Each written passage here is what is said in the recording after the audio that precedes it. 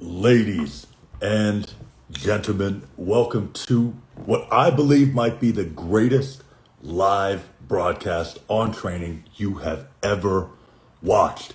So, in the next few minutes, I'm going to be joined by a living legend in the world of strength, performance, training, and perhaps most of all in building the strongest bench pressers on the planet.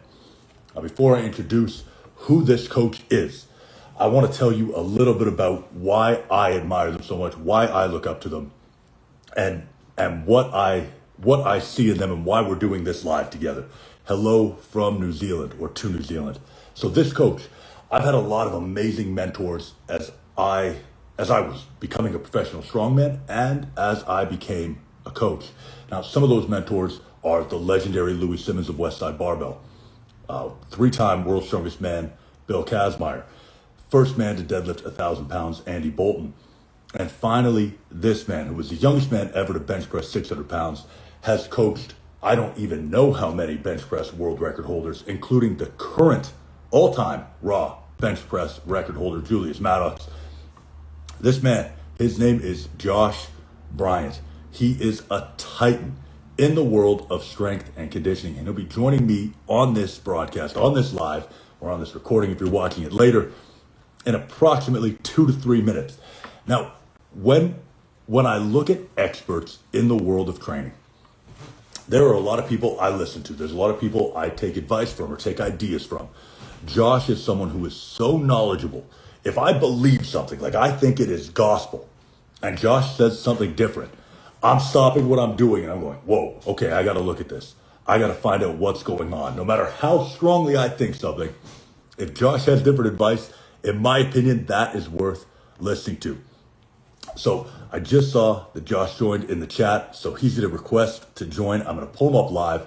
I've got some questions already that have been sent in, and then I'm going to open it up to you guys. If there are questions you would like covered by arguably the greatest raw powerlifting strength coach, I would argue ever, then this is the time to get those questions in. This is genuinely a once in a lifetime type of opportunity to ask your questions, to get the help you want, to get stronger, to improve. This is where the magic is going to happen. I'm going to see where Josh is at. He should have the request. I don't know if I can invite him. Maybe I can just invite him.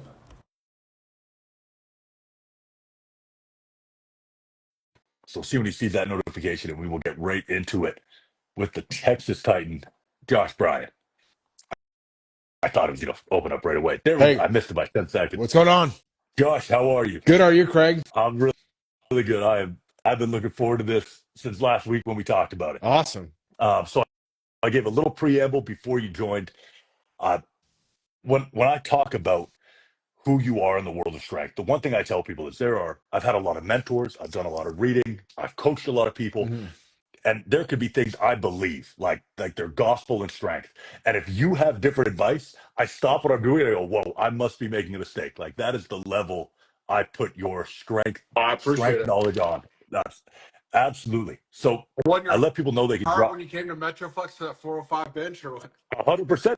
So that's a great story. I was talking about all the record holders you've coached, all that kind of stuff. Personally, the first time I benched 4 plates, it was with you standing over me in Metroflex gym in Texas. Like I don't know if there's a more poetic way to hit a bench PR. At least not that I could think of. Got some good barbecue after. It was a good day. It was the barbecue didn't hurt either. Yeah. Okay, so I got a couple questions that people have sent in. I'll hit you with those. If people drop them in the chat, I'll make some notes. But we can get right into it if that sounds good to you. Okay, so number one, let's say I've got somebody, they're trying to hit their first 2-plate bench press, which I think is a huge milestone for people when they're new to the gym.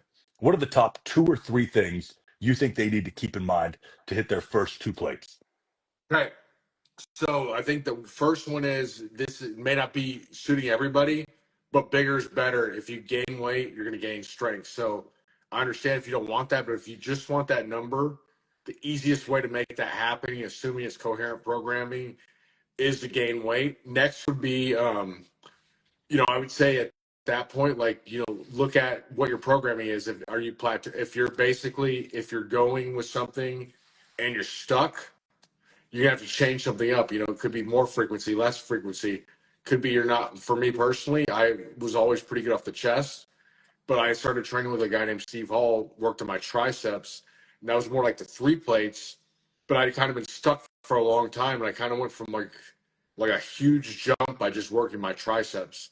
So it'd be that too. And then if the flip side is if it's going well, especially early on, so Craig's name is Conjugate Cowboy, so I've been like changing things up often. But if you're new to this, that's why a lot of those programs work so well that are basic over and over and over. My advice would be to ride that as long as you can.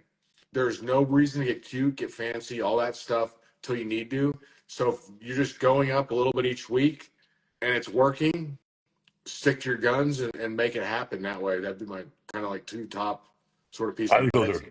are, I think those are fantastic pieces of advice. And one thing that's interesting as you guys watch this, you're going to notice Josh makes a lot of things sound very simple.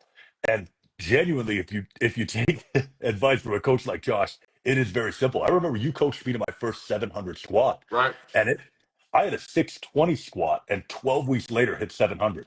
Like, and that sounds bananas to you. I think that's a regular thing, but the advice can be simple, but it's unbelievably powerful. Um, Yeah, like in your case, it's going from something kind of more complicated to just get something more simple, and then building your explosive power and refining your technique a little bit more. But it was kind of maybe you were doing like too many different things. yeah, So as you advance in training, you have to get a little more variety. But at the same time, if you might have been doing too much before, sometimes someone's going to reel you in and say, hey, you know what?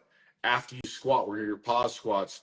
We might do some 1-on-1 squats, whatever we're going to do, just some basic variations, some leg curls and get out of there kind of thing versus like, oh, we're going to do this, and that, and the other. So which I think could work both makes, ways. yeah, I think there's almost like a U type Right. curve to it. I think in the beginning, people start out with way too much variation.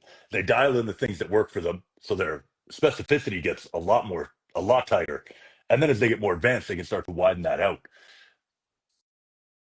So one of the things that was huge for me when we worked together is Hmm. is mental toughness, is Right. intensity. And I feel like you've got that in spades. Like it comes off of you.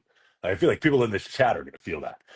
When you're looking at trying to develop that in an athlete, what are some of the top things you look for, you try to cultivate, you try to pull out of them? What can you do as a coach, or what can someone do Yeah. to I would say besides like any sort of psychological strategy training wise, what would be the main thing would be to push someone a little bit further. So if somebody, for example, has let's just say you know, they've done, you want to do like a higher volume program. And so like let's use bodybuilding use bodybuilding for example. They do 4 sets of chest a week. We don't want to go like branch worn 30 sets with a ton of drop sets, but we can maybe inch that up to 6 to 8. Challenge them a little bit more. So if somebody challenges you in different ways, sometimes the mental toughness the other way too. Of like people that always want to put it on the line, you say, hey, we're doing a program here. Not every single time is a death match.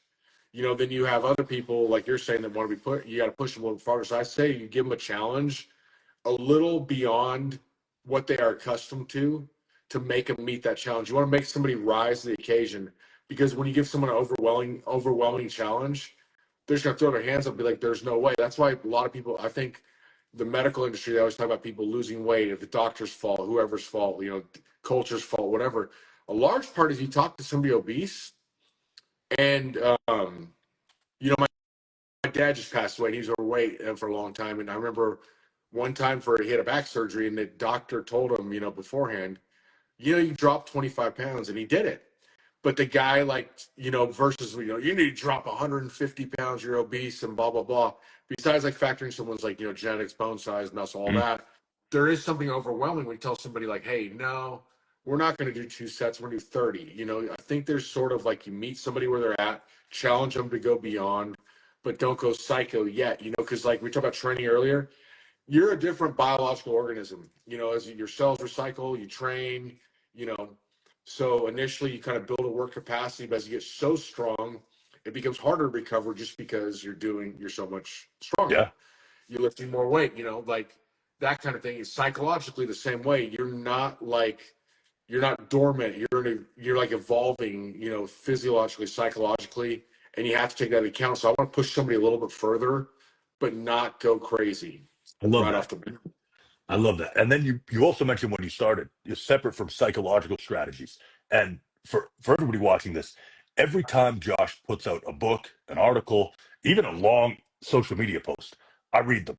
Like if Josh comes out with a book, I'm buying the book, I'm reading the book, and I recommend that to everybody who watches this. And I know you've in a lot of your books you talk about different ideas, especially psychologically. If you had to pick one people could take away from this, like here is the psychological strategy they can start to embody to make more progress and push a little further. Is there one you'd throw out there as a starting point? Yes, I would actually, and this is not going to be probably again like you're going like how do you get your legs to grow squat? It's not going to be that exciting, but it's your self talk. You can take control of that right now.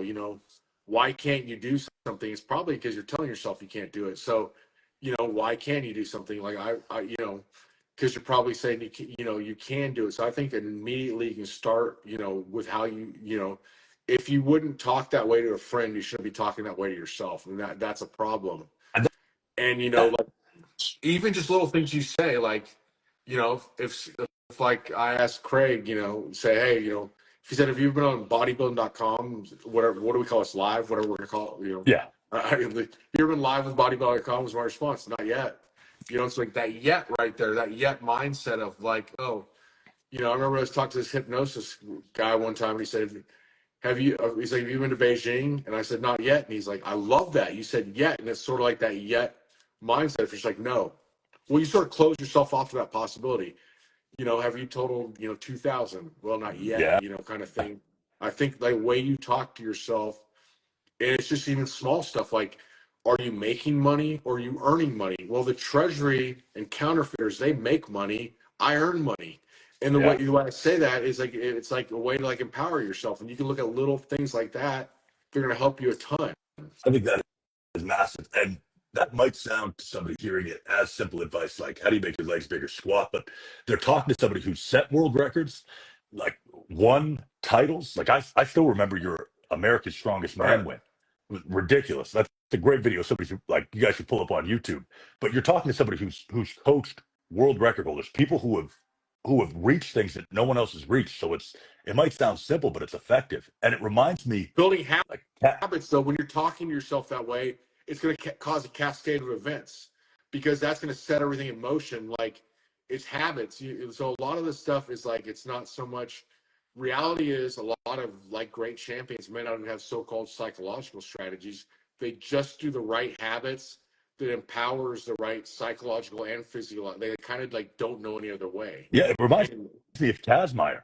Like Bill Kazmaier, for everybody right, who doesn't know the name, first guy to bench 300 kilos or 660 pounds, three-time world's strongest man, a mentor of mine, and I know someone that you've spent a time lot of with. time.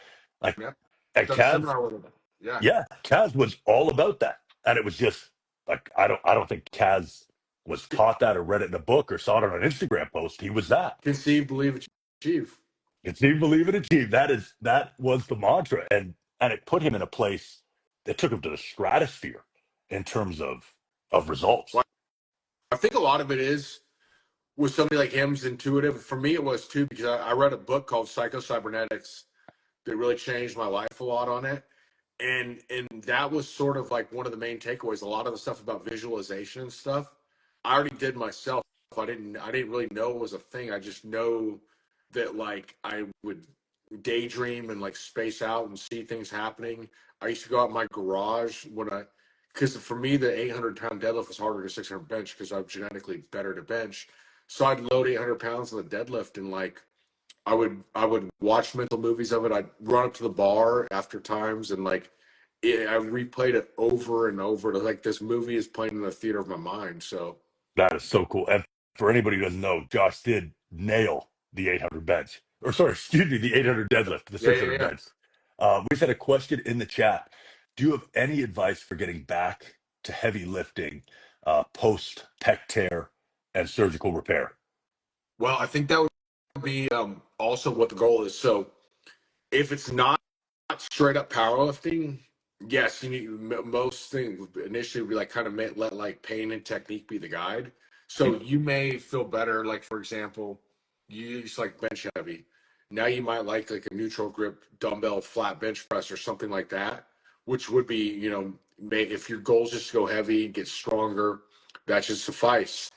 If you want to get back to powerlifting, you're gonna have to like find variations initially that work for you to gain that strength, and then kind of work back into the bench press. So what you would also want to do is strengthen everything else too. Your triceps, shoulders, upper back, things like that, and make sure your technique is dialed in, because usually people can come back pretty good from a pec tear, even with surgery. Mhm. It's not one of the easiest, like a bicep or something. If I had a guy one time last 20, no, I guess it'd be 2023, so like a little over the end of the year. So what happened with him was he tore his bicep moving a refrigerator randomly. But anyways, that was like the beginning of the year, and he ended up benching 661, the second highest bench press that year. So Whoa. that happened, like say February. I believe it was November he hit that, and that's going through surgery, going through rehab, then training, and his best prior to that was 639. So that at that level, a 22-pound increase, pretty damn good already. But then to get it with that surgery in there, so like biceps, really quick, triceps to be a little bit longer, pecs are tougher the stronger you are. So if you're benching, say under 500, it's not as it's still hard to get up there, but it's you know, but like it's That line will give people a really good perspective on the type of athletes you work with and right. where your own strength is. Maybe like, if you're under 500 pounds on the bench, that is, I don't mean to laugh. Well, I That'll know, just give but people a it's perspective. funny, but it's true, because it's like they get that heavy and can get like really like kind of wonky after a while, and it doesn't. It's sort of like, okay, if you tear your hamstring really bad and you run 100 meters in 15 seconds, probably get back there really quick. If you're running like a sub 10, it Yeah, ain't happening problems. overnight, right? No doubt. No doubt. Okay, I just saw a question in the chat about protein intake. Okay. And it was a two-parter. One, if there's a particular amount you recommend, and two, if there's certain sources you're biased towards. So, like personally for me, for the vast majority of people, I stick with the standard 1 gram per pound of body weight is a really nice target. I think if you're looking at gaining weight, personally, I'll go zero point 0.8 to a gram. For people who are doing an aggressive cut, I'll typically go a gram to 1.2. And I like to bias heavy towards animal sources. But what are your, I don't think what, anybody could argue that advice right there. So I think it becomes way more important when you're cutting, when you think intuitively I, the I, opposite, right? I could not be happier to hear you. I've been saying that to everybody for so long. Well, They're I like, mean, what are I've you done it talking like about? bulking up where you're basically not, like you're not paying attention like you should. And it just, especially if you're not trying to stay super lean for bodybuilding or just powerlifting, put a little fluff. I mean, as long as you point 0.8 and you're getting a lot of calories, You're off to the good. races. Yeah, but That, you start cutting down and you're getting point 0.8, it's a pretty significant difference for like 1.1, 1.2 for I sure.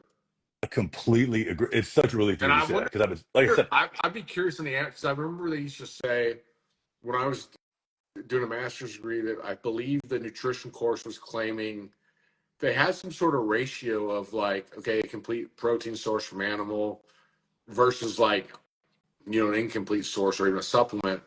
And don't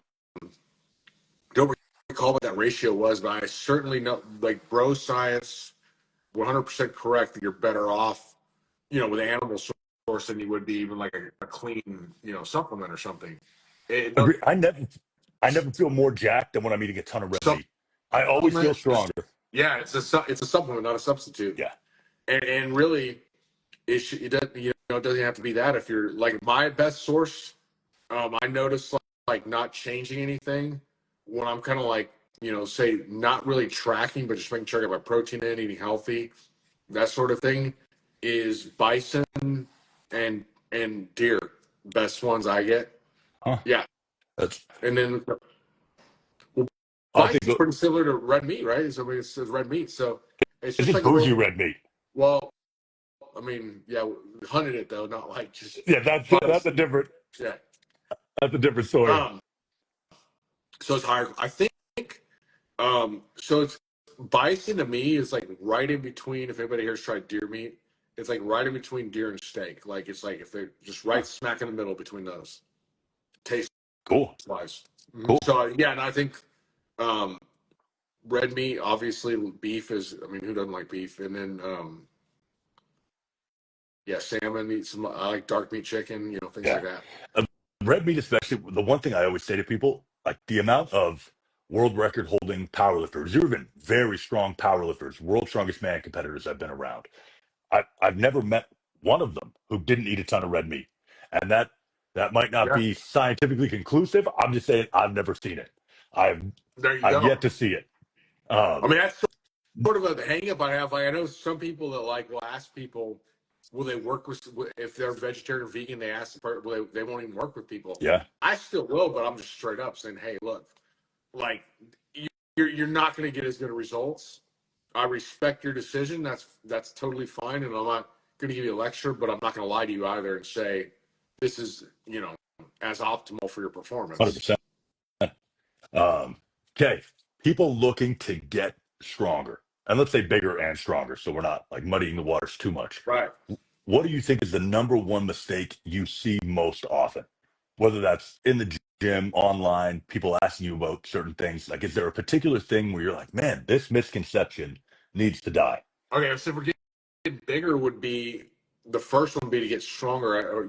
I think there has to be a level of base strength. So, I think if you're not like you're going to kind of gain size. I won't say 1 to 1, but not too far off from that, up into a certain point. So, like if you're squatting, 2.5 times your body weight or something, you start going much beyond that. You're kind of powerlifting at that point, no Mhm. longer training to get bigger.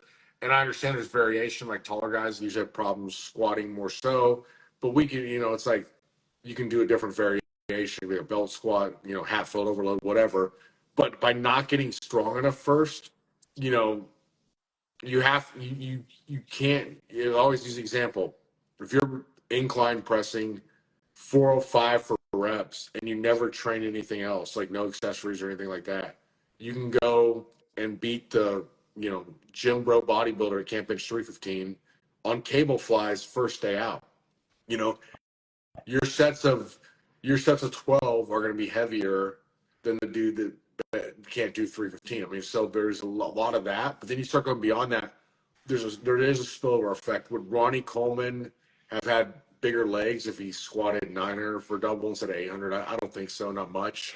And the risk of injury. So it's not like it's bad if he was stronger, and it's just the risk of injury to train that. Like anytime you push it into extreme or competitive level, your chance of injury goes up. So, that could be running 5Ks. If you just like to jog around your neighborhood, that's fine. But once you want to decide to get in that contest and really push the limit, there's more of a chance of injury. It's just you're training harder, the mentality changes, things like that. So I would say with getting bigger, first, develop your base strength. And the mistake is people don't do that.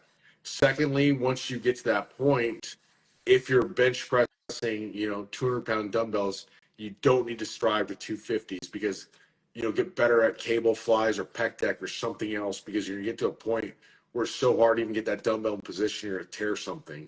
So there's a point of diminishing returns in anything. And I think with like the influence of powerlifting, a lot of us kind of look past that too sometimes of, bigger is stronger, stronger is bigger. Yes, to a point. It's like anything else. You can tell people that, and you're right most of the time. But like when we're dealing with like extreme outliers, always happens in the literature too. Like, they always say like, you know, what is the one that like, muscle mass is the greatest predictor of longevity. I mean, to a point, but like obviously, if you get to 330 ripped, you're probably not, going to break the world record for living a No kidding. life. So I think they're kind of like looking at normal people, just like because I was talking to a special forces guy I work with named Harry Walker. He's on Instagram. I post a lot of his stuff, and I've worked with him for like 13, 14 years. We were talking about that one day. When you look at rucking, all the studies show muscle mass is correlated with success. True, but like what they consider like extreme muscle mass is like if you're 5'11", 185 and pretty lean, not like 5'10", 270 with a six pack, you're gonna be a world record rucking holder. 100%. And that is I think because, well, for you and I, the industry we're in and what we've Yeah, done, but even for people who are just watching this on Instagram and they're thinking like, man, everybody benches 4 plates at least, and most people bench 5, and most people are walking around at 240, 250, 260 with abs. Like that's such a small subset go to of a the gas population. station, go to an airport, look around.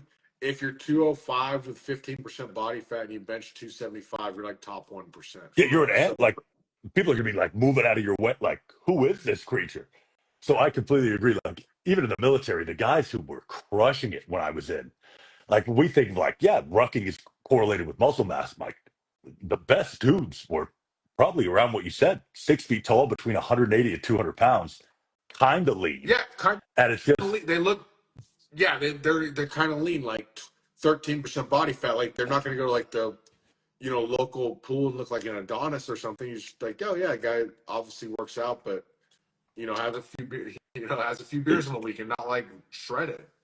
yeah, and those were always the guys who could crush it. There'd be a guy who looks like that where you're like, he used to be an athlete in college who could smoke a pack of cigarettes and drink 10 beers at night and get up and smoke everybody on the Right. ruck. And it's like, damn. But I think that's really interesting. Okay, standard. So for anyone who's not aware, Josh is really, I credit you with the prevalence of power building being a term that we use everywhere. Um, which like you should buy the copyright back or something because everybody's stolen that term and they throw it all over the place. If you were to give a standard power building split, like I've Right. been in the gym for a bit, I've been messing around, I'm looking to get stronger, more muscular. I want to power build strength and muscle at the same time. How many days a week, and is there I would a go 4 to core? 5. So we go to say for let's go 4 days a week just to make it like for people because I know not everybody here is competing and has probably other things going on. You go one day, revolve it around say your bench press. Hit your chest with that, some upper back with that, triceps, maybe a little bit of biceps. Next day would be legs, squat with that with the accessory corresponding to like a leg day, quote unquote. The next day I'd go with like an accessory upper body day, and I'd be hitting upper. I'm going to be biased here. I don't know bias. It's not really like for my benefit at all, but I'm biased towards upper back. Louis Simmons was, all sorts of people are so there's people that don't agree on everything, but everybody agrees upper back strength's king. So Every mentor I've had, and I listed yeah, these before you jumped Kaz, on. It's whoever, you, Kaz, Louis, Andy Bolton, every single one of you guys, right? and you guys Andy are like, Bolton, yeah. you guys run the gambit of the Mount Rushmore of strength. And every single one of you guys lined up on a lot of key points, upper back being a huge one. No, for sure. So I'd hit that throughout the week. So that's what we're saying a total upper back day. So we're hitting it, a little, probably something a little bit every day, and it's on like say a squat day. It's gonna be Lee Haney, stimulate, don't annihilate type of mentality. Okay, so then we go from there to like a overhead press kind of orient or some sort of like shoulder dominant press. It can be Viking pressing, dumbbell overhead, whatever, just some sort of overhead pressing, some sort of accessory closer grip bench to hit the triceps, then accessory work there with shoulders and triceps, some kind of a back thing. Final day, I would go deadlift day. That would be your back work, some bicep work that day. I would personally just kind of dial in your technique, get some sort of squatting variation to start it off, quick warm up. If you're able to squat 500 pounds, you're going, 225 for 6 singles or something, kind of to get everything firing, little practice with technique. When you're at 95% of your max, you're usually not bringing technique that way. So here's the idea with power building, the summary. We are tracking progress. And obviously, as you advance, you can evolve into like heavier bodybuilding where you're pursuing strength. But here's where you start. You are actively progressing the core movements. So in this case, be bench press, squat, deadlift, or some variation of them. You're trying to hit that number. But then the accessory work is more like geared towards bodybuilding and muscle hypertrophy. So, but the thing is, every good powerlifter is going to be part bodybuilder. Every good bodybuilder should be part powerlifting at least at some time. Even like Dorian Yates, he was like a competitive powerlifter, started the kind of UK youth incarceration thing heavy barbell lifts and some rope climbs, things like that. So Branch Warren, Ronnie Coleman, both did both did powerlifting meets before they set foot in the bodybuilding stage. I mean, look at Johnny Jackson. Yeah. Reg Park didn't compete in powerlifting, I don't think, but was a one of the first 500-pound benchers. Arnold did a 700 deadlifter where the hell he was at. I mean, it was Austria, Germany. I know he's from Austria, but I think it might have been in Yeah. Germany where he did it. So all these people have sort of crossed over, and I think there is that element of every good bodybuilder is part power and vice versa. So that's what power building is. You're actively trying to get stronger. Again, I say self-talk, I should say try. You're actively attempting to get stronger, and then you're building muscle hypertrophy with the accessory movements. 100%. And for anybody who watches this, who's also in the bodybuilding.com app, you're going to see I've got programs in there that mimic that. I learned that from Josh. Like, just so I know they're going to watch and be like, this goddamn guy. Like, not only did they steal each other's haircut, he stole his idea. There you go. That full credit, learning from you, from your books, all of that kind of stuff. All right, I got one last one that All I right. think I think is one of the perfect people to answer it. Somebody's got, and we've talked about it a little bit, but somebody's got fear or self-doubt going for a heavy weight. They're going for their a new PR, a big lift. If you could tell them one thing before they get out on the platform or in the squat rack, under the bar, whatever it is, to help them go right that moment, what do you give them? Okay, so I can't speak for everybody else. If somebody's working with me, I'm never going to put down something I don't believe you can do. So hopefully you are working with somebody you're not going, that's not going to put you in harm's way for their own kind of, just entertainment or like challenge or whatever. So I would say if I'm working with you, you have a very good chance of getting it, right?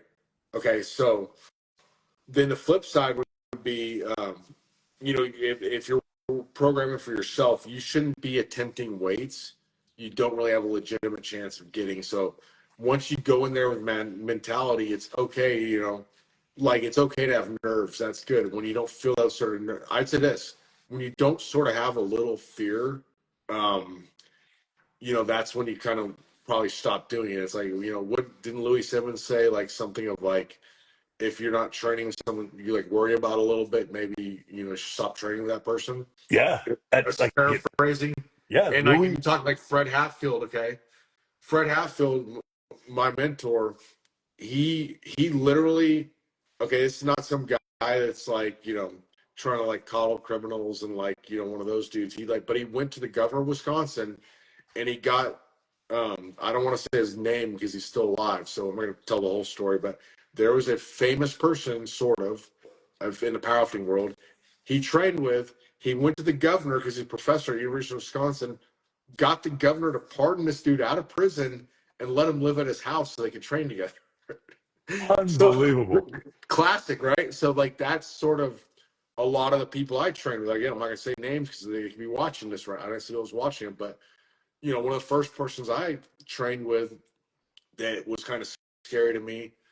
I walk into the first time to meet him, he's in there like reading Penthouse in between sets of squats. And I was like 18, like very scared because this guy was like big and scary.